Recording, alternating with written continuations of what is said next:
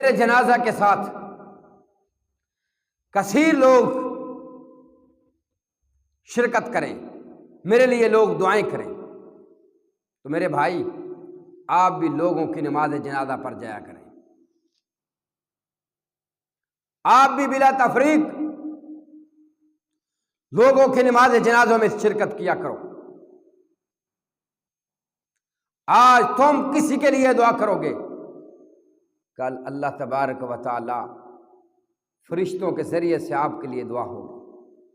فرشتوں سے دعا کروائیں گے۔ آج اگر آپ کسی کی قبر پر جا کر دعا کرو گے،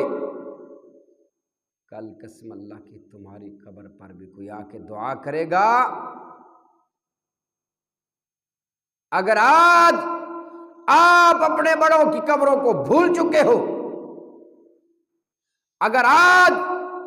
آپ اپنے بڑوں کی، رشتہ داروں کی، ہمساؤں کی، قریبیوں کی قبروں کو بھول گئے ہو،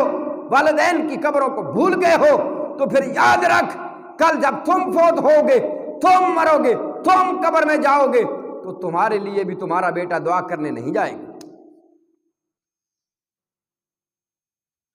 اگر آج تم مومنوں کی قبروں پر جا کے دعا کرو گے، تم والدین کی قبروں پر جا کے دعا کرو گے، تم رشتہ داروں کی قبروں پر جا کر دعا کرو گے،